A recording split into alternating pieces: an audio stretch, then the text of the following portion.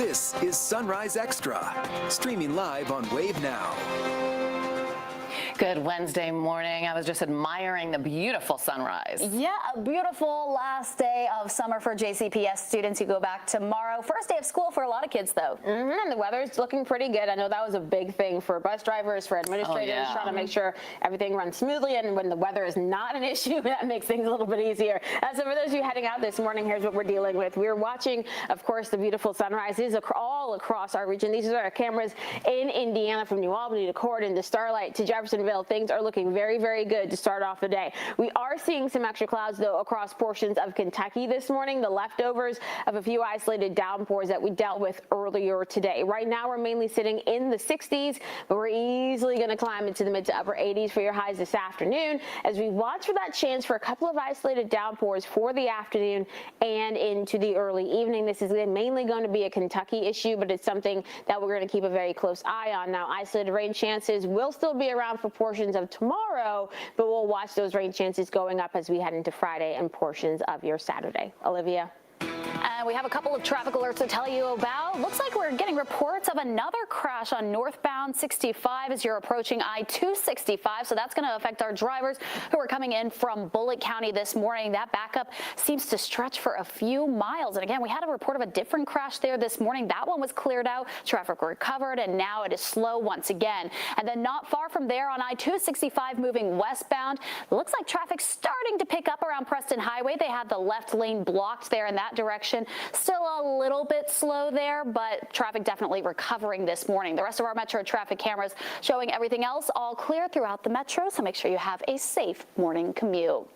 It's the first day of school for at least 12 school districts in our area. In Indiana, that includes Clarksville, Salem, Paoli, North Harrison, and Seymour Community Schools. In Kentucky, Meade, Grayson, and LaRue counties also have their first day of classes. A reminder for parents in Kentucky, there's a new school bus law in place. Drivers have to stop for a school bus that's picking up or dropping off students on any highway unless there's an elevated barrier or unpaved median. The first offense carries a $300 fine. JCPS students return to class tomorrow. Superintendent Dr. Brian Yearwood says there are still 170 teacher vacancies, but that's less than 3% of the total staff number. And now that significant budget cuts have been addressed, Yearwood says the task at hand is to focus on academics. So number one was stability, stabilizing our finances and getting to a point where we're not in crisis mode. That was huge for our district. This year, now we will focus on what we call academics, accelerating growth, focusing on our students and making sure that they're successful. District leaders say they're also mindful of the ongoing cyclosporiasis outbreak and its link to iceberg lettuce. The nutrition team says JCPS does not serve iceberg lettuce because it is not nutrient dense enough, but they are taking precautionary measures and removing lettuce from school taco bars. So as much fun as it is to get back into the classroom, getting ready for the big day can also be an adventure. Wave News photojournalist Jeff Knight shows us how a fresh haircut can give kids a confidence boost that could last the whole year. We are starting. So we're going to start bringing them in and sitting them down here. Hi, how you doing, little fella? Good. I'm going to help you up here. You got it. All right, little fella. I have brought my two sons up to get their haircut. You ready to get a free haircut? You know what kind of haircut he's getting here? You seem to have something like that. Okay, a fade. We're going to make this pretty quick for you. And then get the supplies in the backpack. We've made about 100 backpacks for kids. That's just a portion, yes. Yes. The kids don't want a haircut, they just want school supplies. Well, if you're just getting school supplies, you can come through and just grab a bag. And, okay. Yeah. I think that it's really nice that it's free. No, it's not costing them anything at all. Anything at all. We just want to give back and give back freely. Yep. It definitely helps me out. Thank you guys for coming in. Thank you. Especially with the supplies in the backpack as well. You're going to new schools or meeting new classmates. So it's kind of like a new them. You get them looking nice and ready to go back.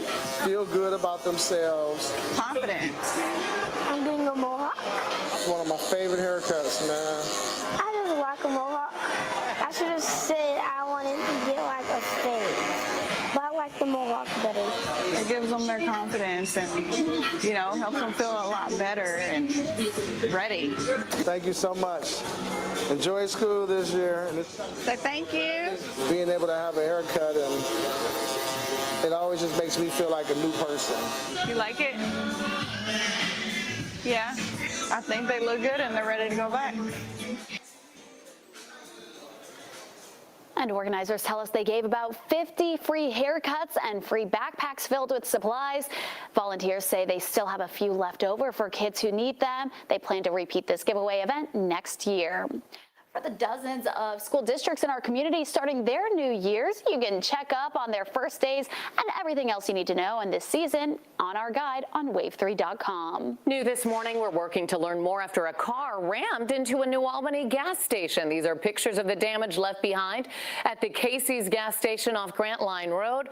Workers say a car drove into the store last night. We've reached out to New Albany police to learn more about the driver and what led to the crash. Today, LMPD is set to release body camera video of an officer shooting a burglary suspect last month. Investigators say it happened on July 26th when police responded to a break-in near the corner of West Broadway and South 5th Street. When officers got there, they say the two suspects were running away. They managed to arrest one, but the other was still on the loose. Police say that suspect had a gun and refused to drop it when officers ordered him to do so. Lieutenant Brandon Hogan then shot the suspect, who was taken to the hospital and survived. LMPD is expected to release the video this morning at 11 o'clock. Hogan's personnel file with LMPD indicates he shot and killed a man who was holding his wife at knife point at Colonial Oaks Apartments back in 2018. He was cleared of any wrongdoing in that case. New on Sunrise, a man accused of shooting an employee at a Texas Roadhouse in Okolona has been indicted on 13 charges, including assault and robbery. 24-year-old Ronald John Winter is also facing 10 counts of wanton endangerment. Police say he shot an employee at the Texas Roadhouse on Old Outer Loop in June. Arrest documents say Winter was confronted by an employee as he was allegedly trying to leave the restaurant without paying for his meal. The employee tackled Winter to the ground, and police say Winter had reached for a gun, and during the altercation, his gun went off, and the bullet hit the employee in the shoulder. Winter ran away, but Bullitt County Sheriff's Office later arrested him. His bond is set at $75,000. He's set to be in court for a pretrial conference September 11th. There's a Kentucky election to add HIV. What's your last name? Can I ask what this is about? Well, I need to get your info for the report. That's it. I mean, I understand what you're saying. Well, if you understand, then what's the problem? What I'm saying is I'm politely declining. After running a red light, 34-year-old Crescencio Franks crashed his e-bike into the passenger side of another vehicle last August. Now he's suing LMPD. Body camera video you just saw shows LMPD officer Paul Fenwick ask for Frank's name, which he repeatedly declined. He also got a busted lip from that and a missing tooth, and then he ended up in jail. Shortly after the exchange, footage shows Fenwick returning to his cruiser, calling his supervisors. A lot of the conversations redacted, but he's asked the sergeant, how far can I take this? And says he's either going to give me his info or he's going to jail. Then another officer arrives to the scene. They approach Franks. He's waiting at the Fishery restaurant in St. Matthews. Moments later, he's put into cuffs. Franks was charged with criminal mischief and failing to produce an operator's license, insurance, and registration. He spent 2 nights in jail and had to wear an ankle monitor for more than a week when he was finally released. Franks' attorney believes he had the right to refuse giving information under current Kentucky law. You may be required to provide that information to the other driver, but definitely not to the officer. Generally speaking, Kentucky is not one of those states that have this mandatory disclosure of name and ID. The attorney got those charges thrown out and is now seeking damages for his client. He believes he should have never been jailed. The federal lawsuit names LMPD, Officer Fenwick, and other sergeants only identified by last name.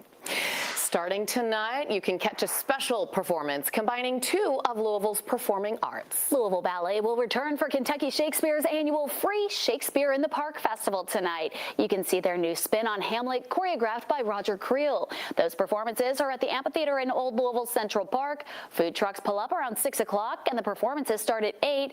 Before that, you can catch some other Louisville dance groups. Open ground seating is free, so bring your own comfortable lawn chairs or blankets. And if you can't go tonight, don't worry, you'll have until Sunday to catch the show. 7:10 right now, and one of DoorDash's new ideas is up in the air. Literally. That's because the company wants to use drones for delivery, but Kentucky lawmakers aren't so sure. We have more on their safety concerns next.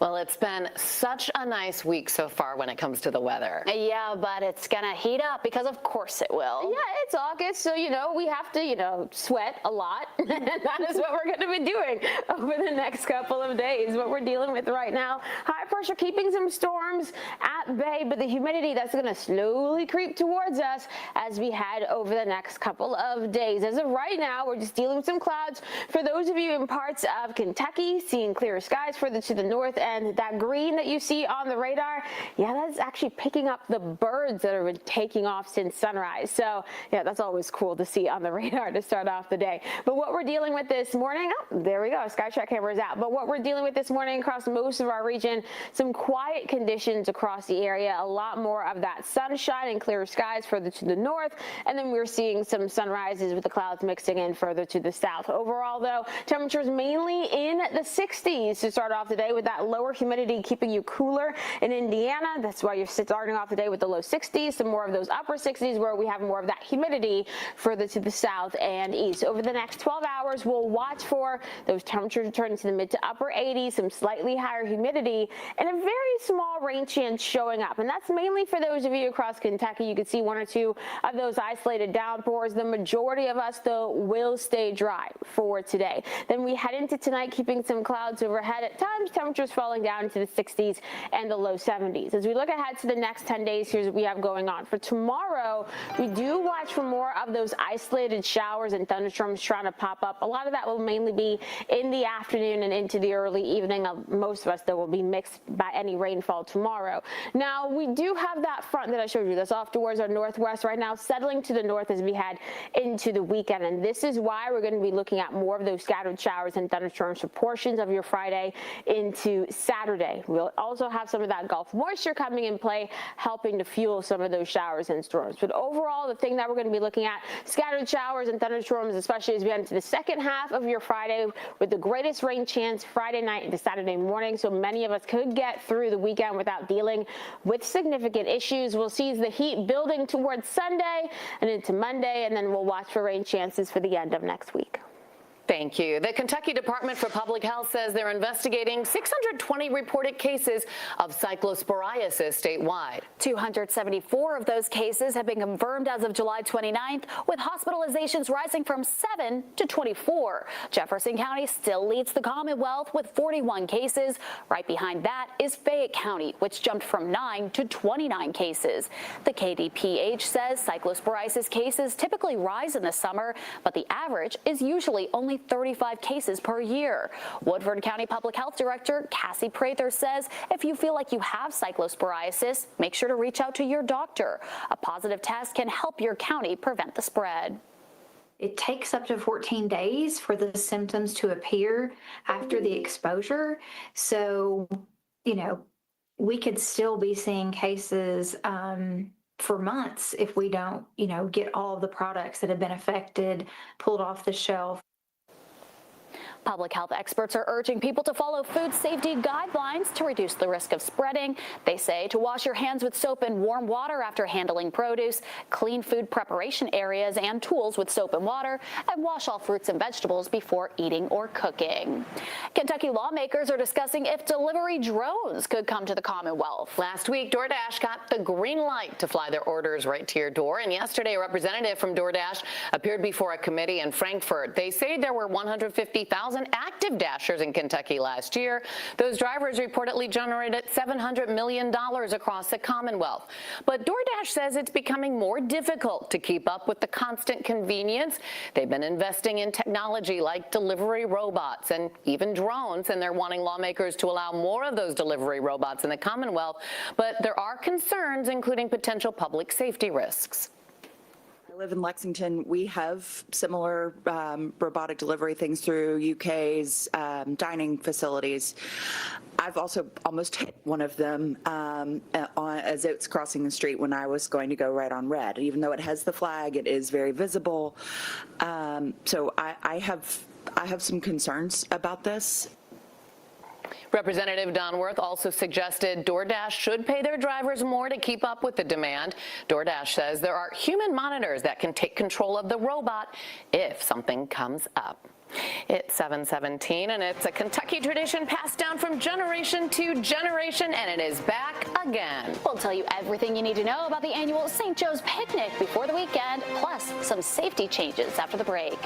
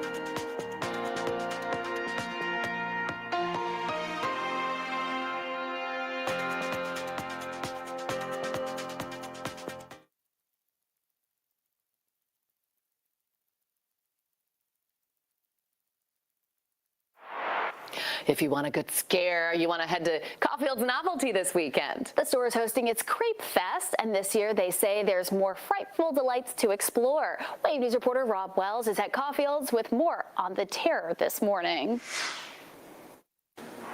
And good morning, I'm Rob Wells along with you. You've seen me before, but who's this guy? Oh my.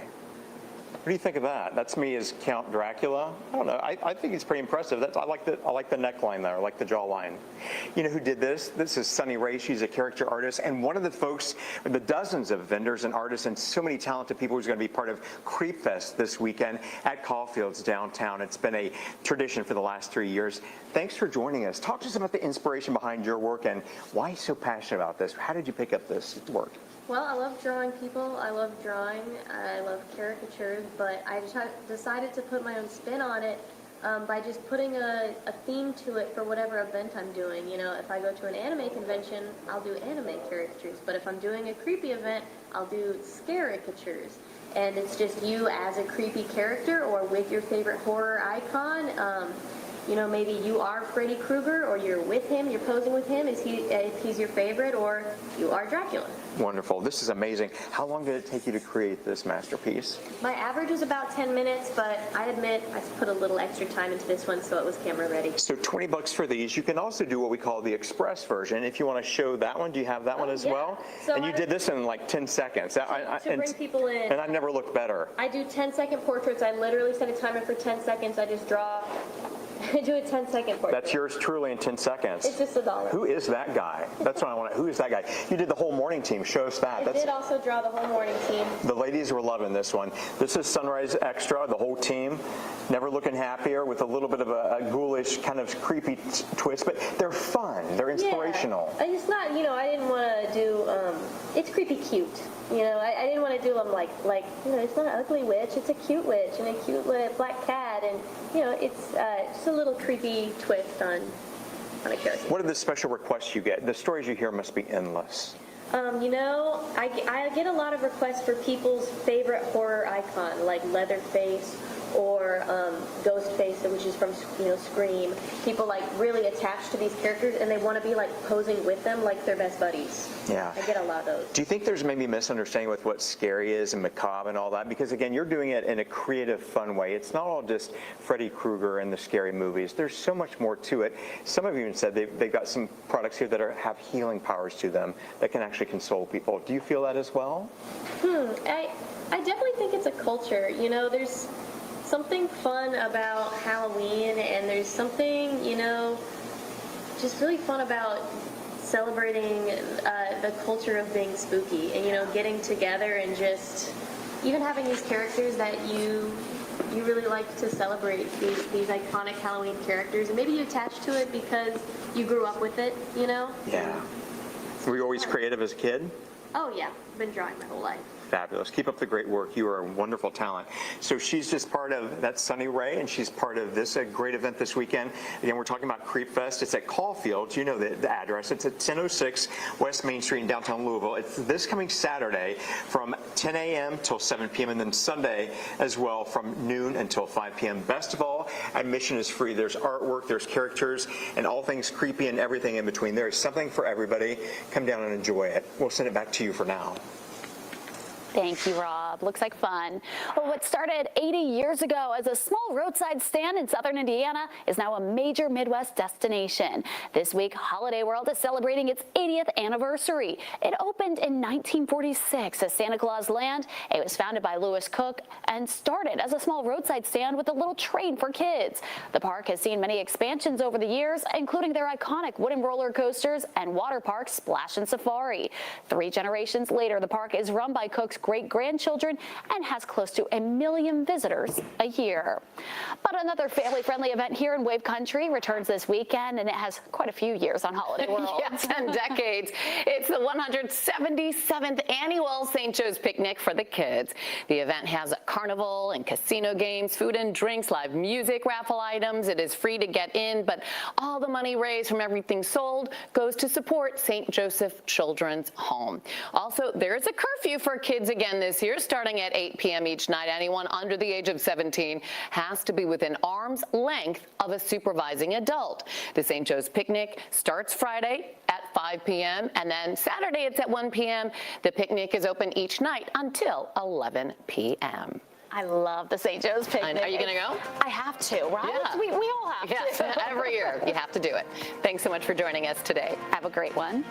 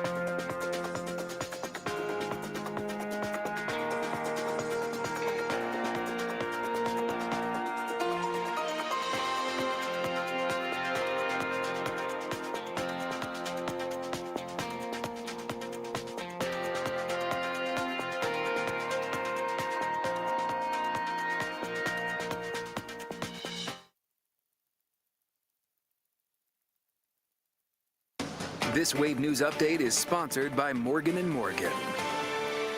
Good morning, I'm Shannon Kogan, 7:26 right now. Today, LMPD is set to release body camera video of an officer shooting a burglary suspect last month. Investigators say it happened July 26 when police responded to a break-in near the corner of West Broadway and South 5th Street. When officers got there, they say 2 people were running away. Police say 1 person had a gun and refused to drop it. Lieutenant Brandon Hogan shot the suspect, who was taken to the hospital and survived.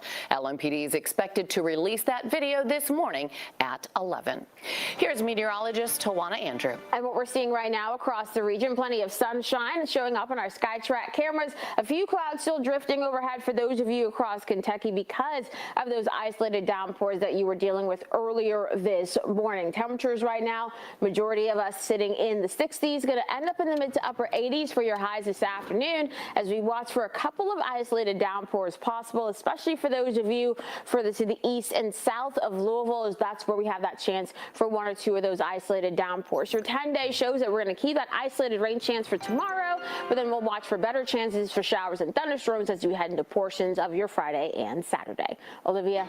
As we take a look at your traffic this morning, most of the metro looking green, but it's the south side here along 65 that we're keeping a close eye on, especially for our drivers coming into Louisville from Bullitt County. A report of a crash on 65 northbound near I-265. They have the right lane and right shoulder blocked as they cleared that up. It looks like that backup stretches almost down to Shepherdsville. Also good news for our drivers along I-265 near Preston Highway moving westbound. That area was stop and go this morning, but it looks like traffic has since recovered. And as we take a look at our metro traffic cameras, you can see the rest of the metro looking all good for your morning commute.